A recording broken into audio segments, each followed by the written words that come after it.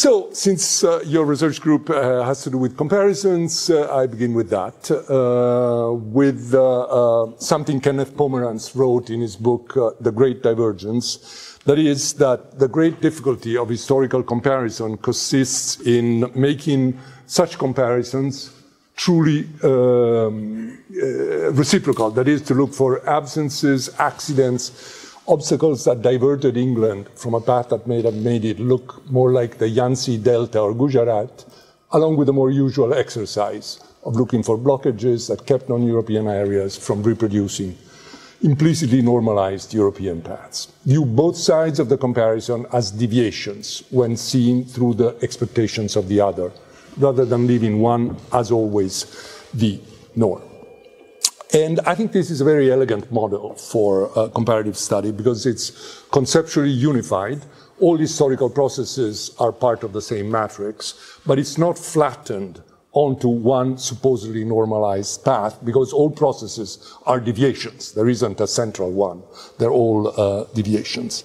So in lieu of the usual exercise, as he calls it, of asking why Chinese literature did not reproduce the 18th century French and English rise of the novel, one takes as a starting point the early modern aesthetic turn of Chinese narrative, asks why that did not happen in France and England, and eventually explains the European rise of the novel as indeed a deviation from the Chinese path.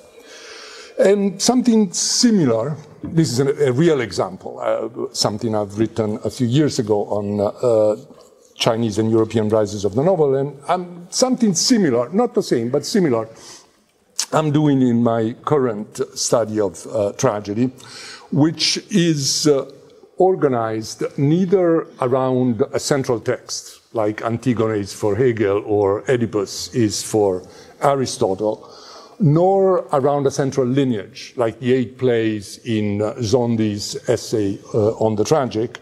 It's organized as a series of extreme cases. Deviations, extreme cases are like deviations pushed to the limit, to as far as they can go. And this, of course, not that tragedy consists only of extreme cases. This couldn't be. By definition, extreme cases are few. The point is that they have a unique role, a unique epistemological role to play when you try to understand historical processes.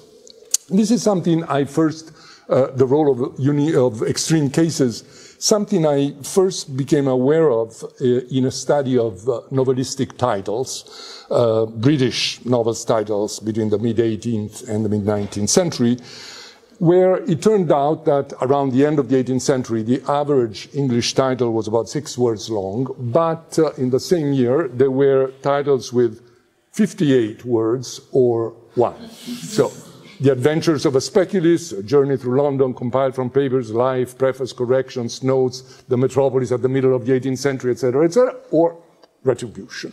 Published in the same year, same town, went on the same market. So why 58 words in a title? Well, because in the 18th century, novel reading had become a wide cultural form of consumption, and a title like that, in the shape of a summary, could display right away what kind of entertainment a novel had to offer. Behind the other title, the one-word title, was a different imperative. That is to say, not so much the desire for a story, but for an ending, the moral of the story. A solid, unified idea, which, as it happened in England in those years and the decades that followed, was closely entwined with the conservative reaction to the French Revolution. Retribution, and then there is self-discipline, fatality, all sorts of ominous title, self-denial, discipline, etc., etc. So opposite strategies, these two, opposite strategies, opposite aims, but they're equally transparent. And that's a beauty, the epistemological beauty of extreme cases. They're so shamelessly one-sided that it's impossible to miss their meaning. So they make the cultural field more intelligible because their one-sidedness lets the forces that shape the cultural field, that shape it the way it is, they make them more legible, more visible. In a sense, you could say that extreme cases are like experiments that history runs for us. You take a variable, the number of words in a title, and then you start working on it. Let's put 10 words in a title, 20, 30, 50. Let's see what happens. And then finally, a mechanism comes to light. Okay, now a more concrete example. This is based on the idea of tragedy as a struggle mediated by language, a notion which is not mine, of course. In fact, its classic formulation is in Hegel's Aesthetics. What is properly dramatic is the speech of individuals in the conflict of their interests and the discord of their characters and passions. Pretty dramatic form is dialogue. In it alone can the individual agents express face to face their character and aim, come into conflict, and so actually move the action forwards. Hegel has not been the only one to come up with formulations like this. I particularly like the Wiener ones, play as a struggle among characters who speak. They struggle with their speeches. And so let's look at the first exchanges between two famous pairs of tragic antagonists. Do you admit to having done this, to having covered the corpse of Polyneikes, which has been forbidden because Polyneikes betrayed the city? Do you admit to having done this, or do you deny it? I say I did it, and don't deny it. Did you know of the edict that forbade it? I did. How could I not? It was clear. And this is Hamlet. But now, my cousin Hamlet and my son, a little more than kin and less than kind. How is it that the clouds still hang on you? Not so, my lord, I'm too much in the sun. I'll return to this in a second. For now, speech as struggle in both cases, but not at all in the same way. In Antigone's words, there is a lot that is implicit, for instance, the relationship between saying and doing that will come across throughout the play, but nothing is hidden here. Her words are weapons because they are direct. Hamlet's words also are weapons, but because they're oblique. They're puns. Both of them are puns, kind of obscure. I can explain the meaning, but it will take a lot of time, and it's not the point is that they are expressions in which the real meaning is concealed.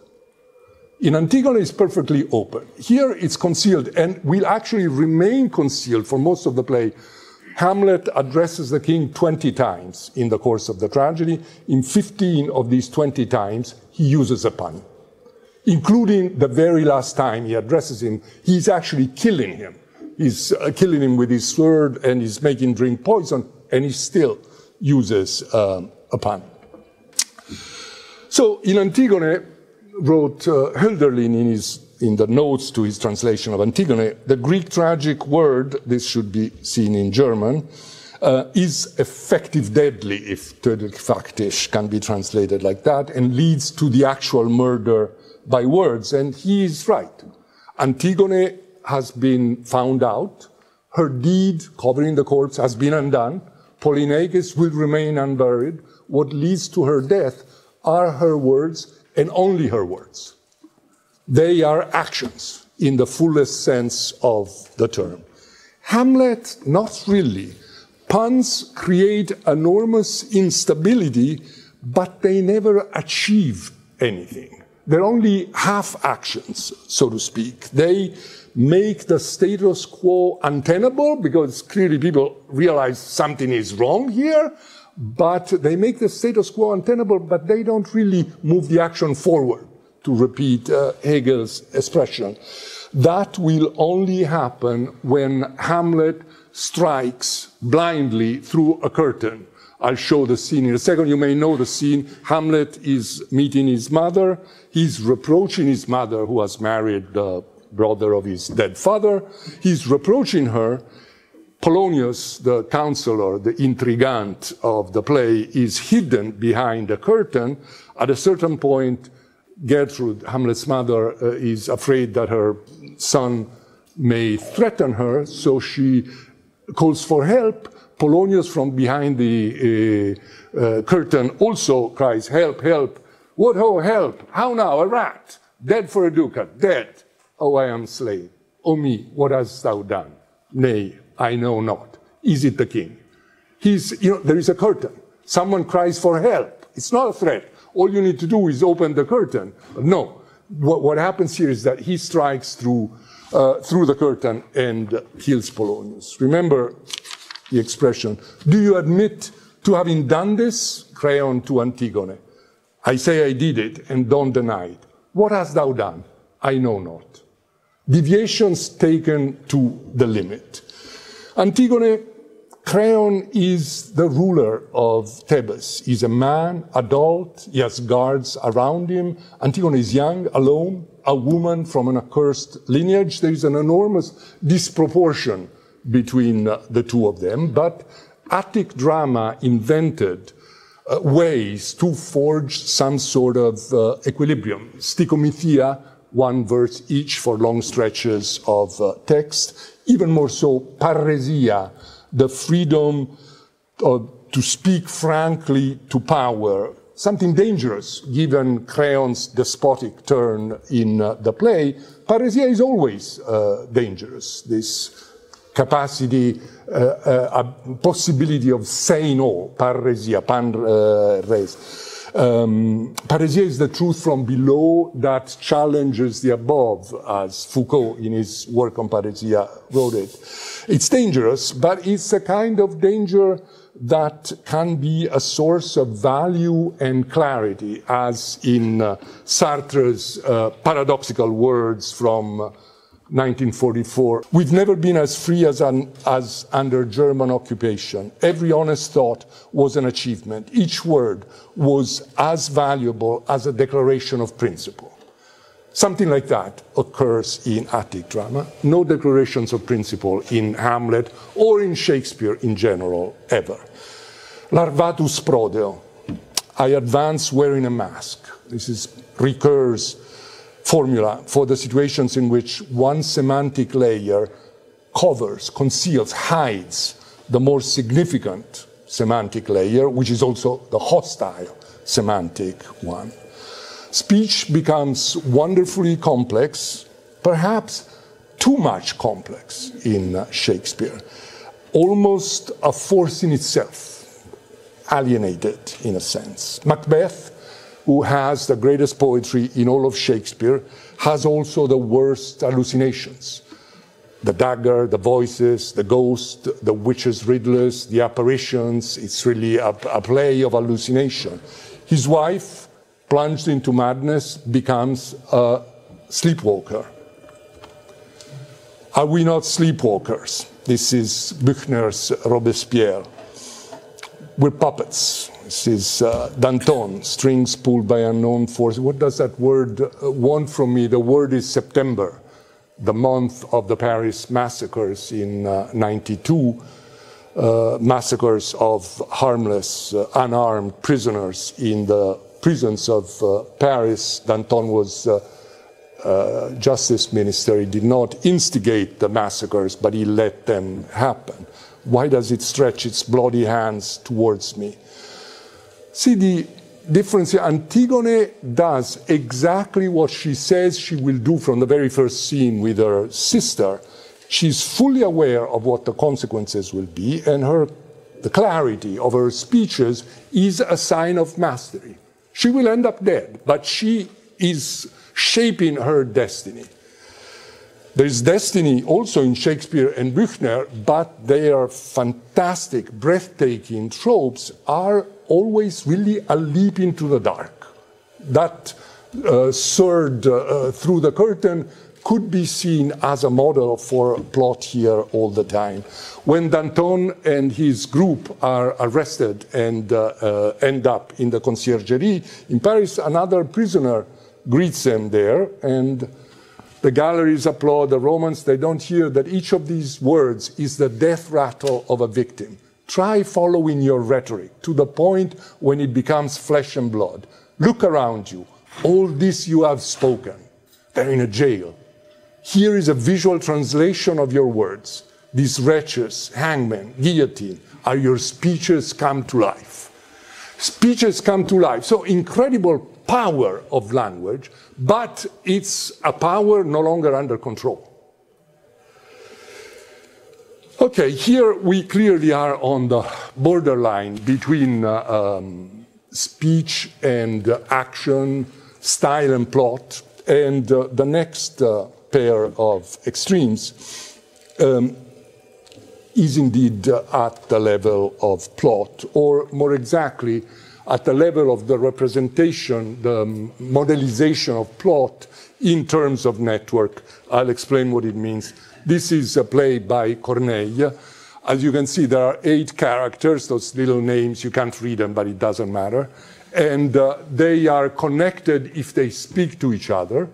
The width of the connection represents the amount of dialogue that goes between 2 characters, and the arrowheads indicate the direction of the flow of language. And as you can see, it's all here, it's all very connected, very regular, very balanced and symmetrical, and also it's not unique. This is a play by Racine, and basically the structure is the same, and something similar happens in many other plays.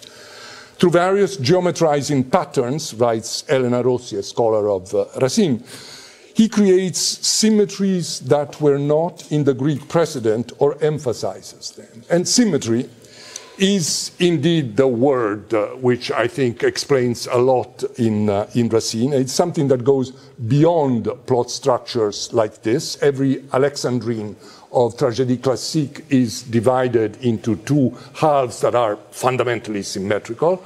Each Alexandrine belongs to a couplet, rhyming couplet, so again, 2 verses that sort of operate symmetrically. Parallels and echoes operate at every scale, including, of course, the semantic scale. Here is, a construction which is typical of these plays. These are 2 different characters, Pyrrhus and Oreste, speaking of 2 different women at 2 different moments in the play, but they use exactly the same construction. And it's not only that they use the same construction, as you can see, in every line there is a il faut. One has to. It's all these il faut are there to indicate as if this antithetical pattern is kind of inevitable. If I manage to turn the page, here we go. Same in Phèdre's labyrinth speech in Phèdre. Phèdre is about to confess her incestuous love, so she's imagining a scene that has not taken place and couldn't take place given the age differential between them. She's imagining an impossible scene. She's confessing something that she herself defines as monstrous. It's a sort of delirium of passion and desire, horror at herself. All of this and geometry. Even at the height of passion, avec vous, retrouvé, perdu, symmetrical structure emerge even at this most intense of moments. So the question, and that's the rest of the a part of the labyrinth speech, in case you are curious. So the question is, okay, I could multiply examples, but symmetry is there. The point is, what is it doing there? Why this passion for symmetry? Here is how Roland Barthes explains it. The point is, once you get into it, it's a very elegant rhetoric, that of the antithesis. Antitheses are like ultimatums made logical and even beautiful. And, eventually it's not just on the stage that it's used. This is not Büchner's Saint-Just. This is the real Saint-Just at the trial against Louis XVI, and he reproduces word by word what Racine had written a century earlier. So why this passion for symmetry? This is Barth's explanation. Specificity of tragic reversal lies in its being exact and almost measurable, an echo of this morning's workshop. This is, you know, a thinker that is almost turned in qualitative analysis into quantitative, but then its fundamental shape is symmetry. Fate leads everything to its opposite, as if in a mirror, to die or to reign, found or lost, etc. Symmetry is a figure of non-mediation. Non-mediation here, Barth clearly is is contrasting tragedy to myth. Myth for Levi-Strauss, a thinker to whom Barth owed a lot. Myth was all about mediation. Tragedy via symmetry is the non-mediated genre par excellence. Checkmate Death, the Reality, the Alexandrine contributes wonderfully to the dimorphic organization. And here is another explanation of symmetry. This is René Girard, so it's more anthropological one, where to define tragic art in a single sentence, one could only mention the opposition of symmetrical elements. There isn't an aspect of tragic plot, form, or language where symmetry doesn't play a key role. The balance of forces makes it impossible for us to predict the outcome of this conflict.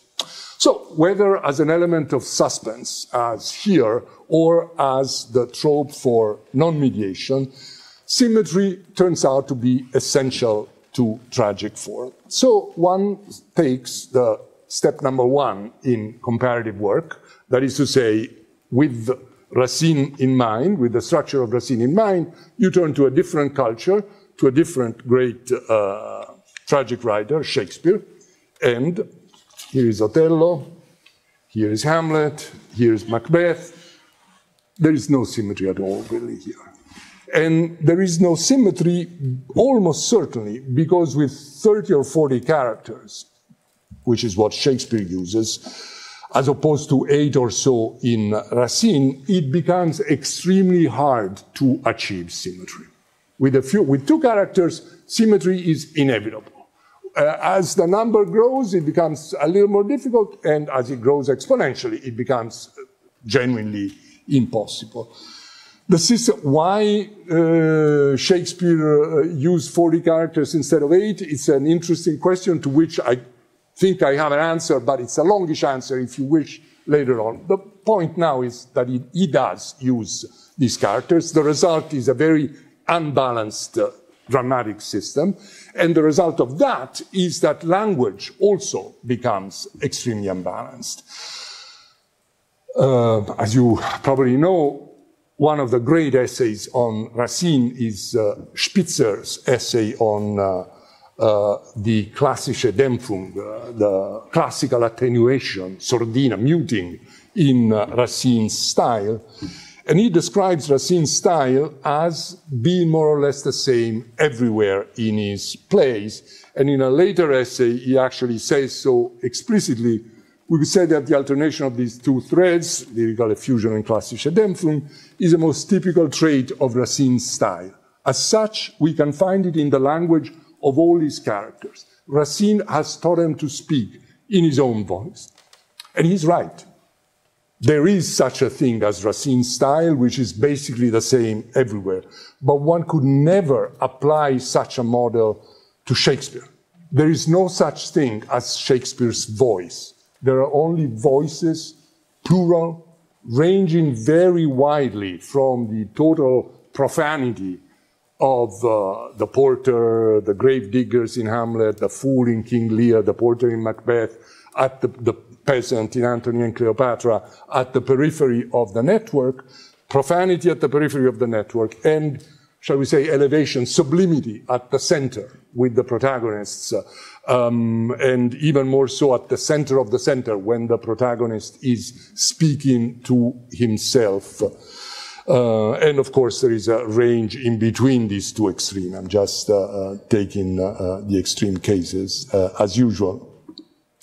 Of course, a famous line is indeed an antithesis, Sein oder nicht sein, as Schlegel translated it, but it's really an exception. Shakespeare's soliloquies have none of Racine's disjunctive quality, either or, etc. They are dominated by something very different, which Keats, in a letter to his brothers, once called negative capability, saying Shakespeare had this negative capability, that is, when a man is capable of being in uncertainties, mysteries, doubts, without any irritable reaching after fact and reason.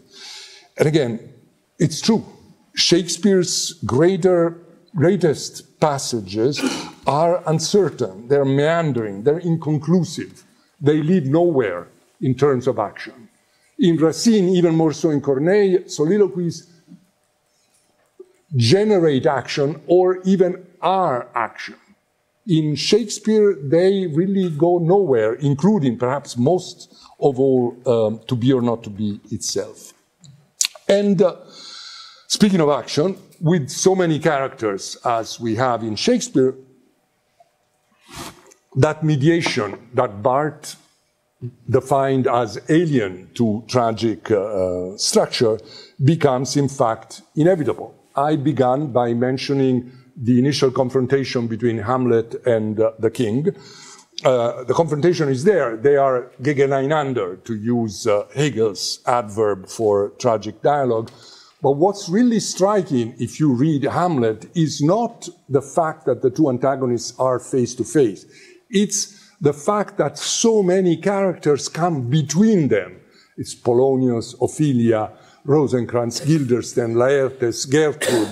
There are 6 characters who somehow come and mediate between them in different ways, and they're all killed.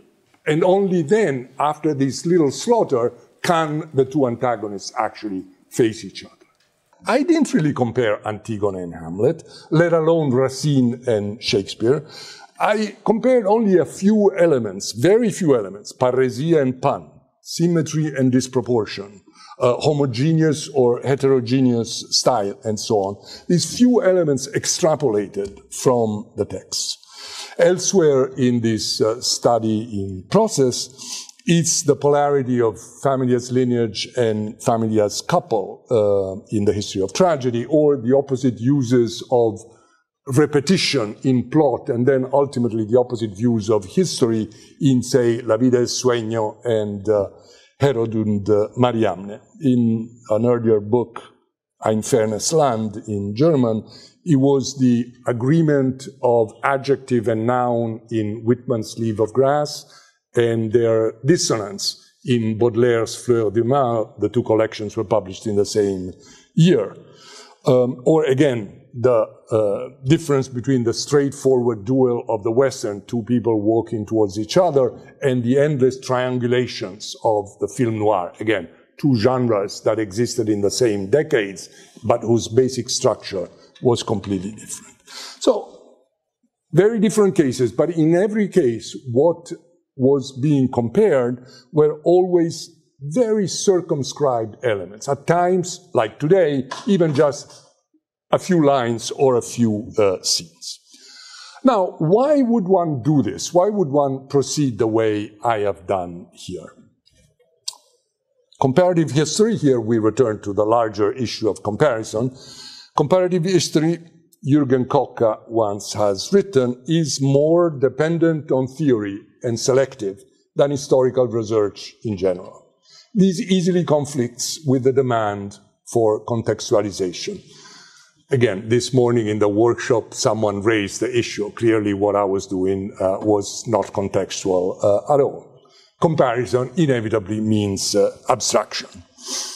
Theory-dependent, selective, decontextualized, abstract, this is exactly what I've done here today, and by and large what I've done in most of my work.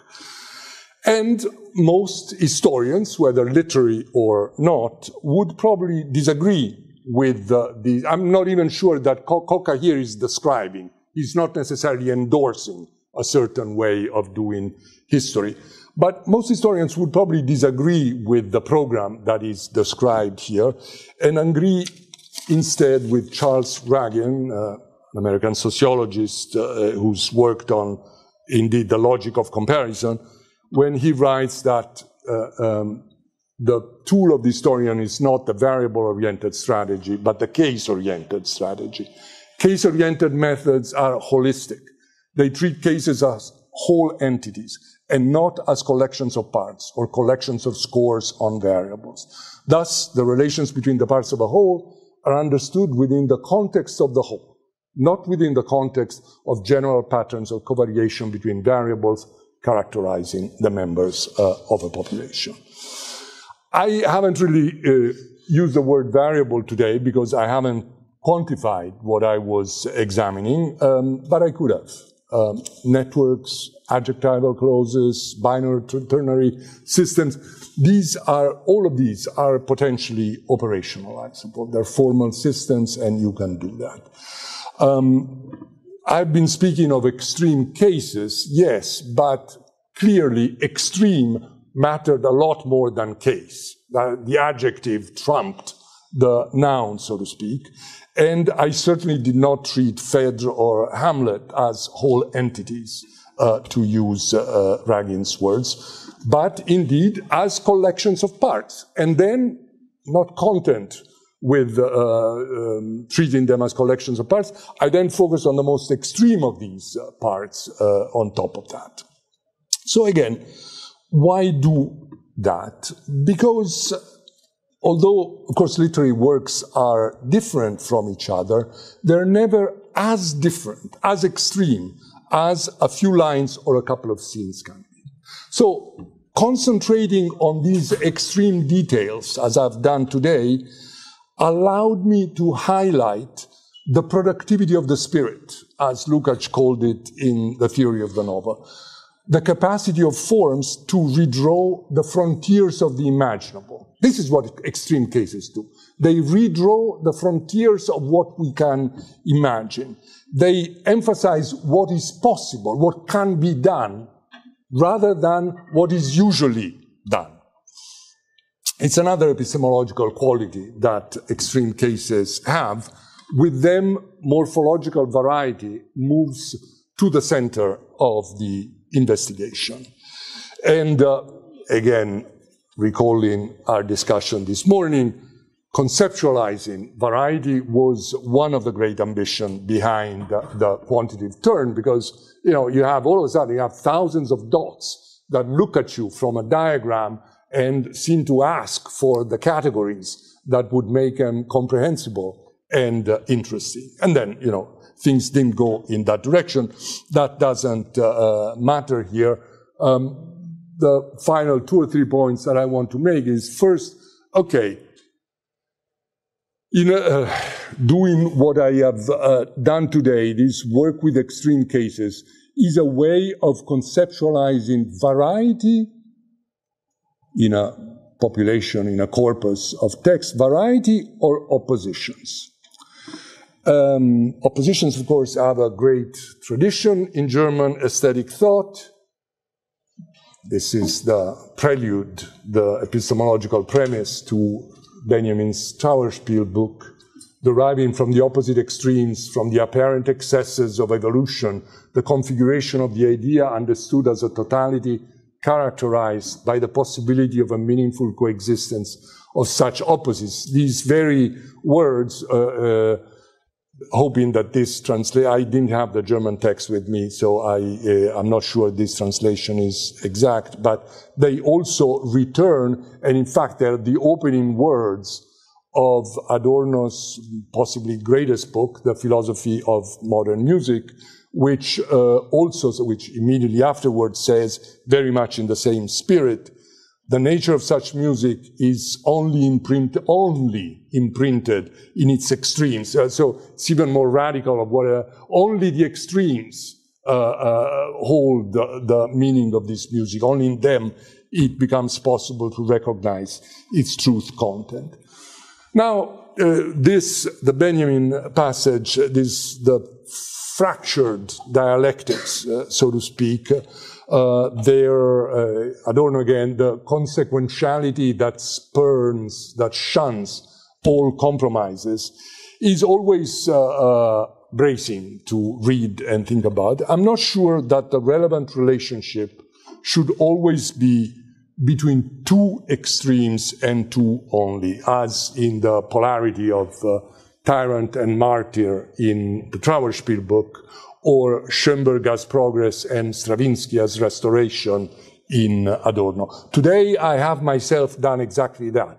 I've constructed pair after pair.